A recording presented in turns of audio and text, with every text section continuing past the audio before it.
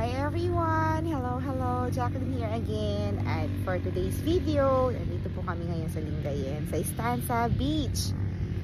So, ayan po ang aming cottage. That is worth 300 pesos. Parang mga kawayan lang at dahon ng nyog na ang pinagpatong-patong. At kung gusto ho ninyo na medyo may privacy, maganda rin ho dito. Hindi gaanong matao. So, ayan, tulad yung dalawa lang yung cottage. So, kung magkataon may isa kayong kasama. So, may nauna sa amin at nauna nang umalis. So, right now, mag-isa lang ho kaming So, hindi po siya gaanong matao. Ayan po yung mga cottage lang. That's worth 300 pesos. And nakikita nyo naman sa mga ibang videos na ang ganda ng place. Hindi pa siya gaanong na aayos, no?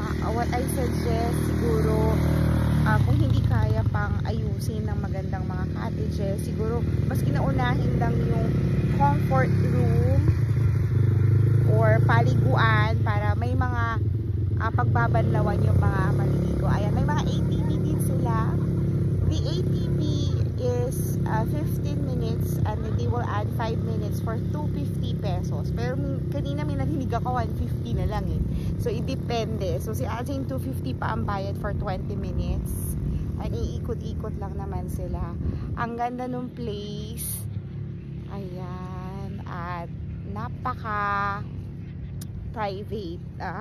At napansin ko, so nakikita niyo yung basura dyan sa may, ayan, basura. Iniipon po nila dyan. So, sa mga nagpupunta dito, sana po magdala ho kayo ng basurahan ninyo or plastic para maging naman po tayo sa environment natin. Ako talaga naiinis ako sa mga taong hindi marunong magtapon sa basura. Pag may mga nakikita akong basura at hindi man lang nila mabaon o maitabi sa tamang basurahan, naiinis ako. So, ayan, sila kuya dyan iniipon tapos nilalagay sa sako. So, pwede kayong magpunta doon sa malapit sa beach tulad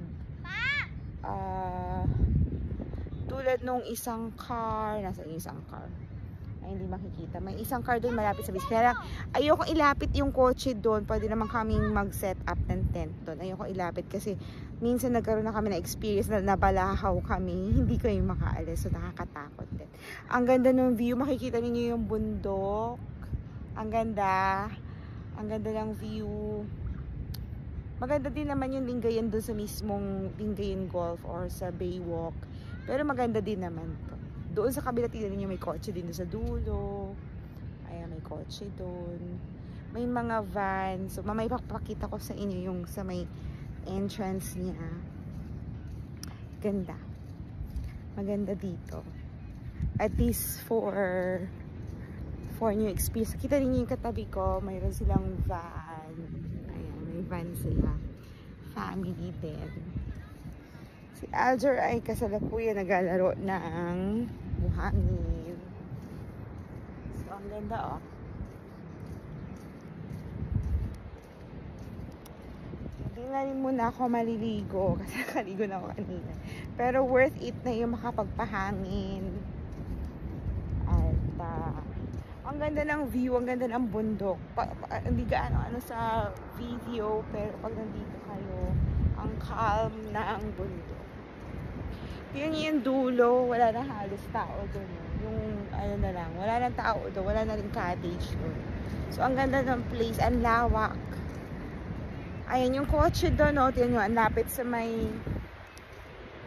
na niya sa may dagat. Ayan si Aljur. Naglalaro ng buhangin.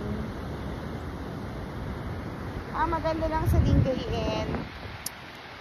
Mababaw ang tubig, hindi mabato, maganda ang buhangin. Hindi nakakatakot at maganda ang aming wave. Ma-wave ang beach dito sa Pangasinan.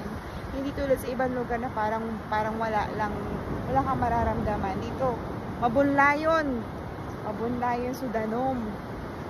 Lalo natin kasi December, So, ayun. Ang ganda-ganda. See the view. And, check natin si Alzur.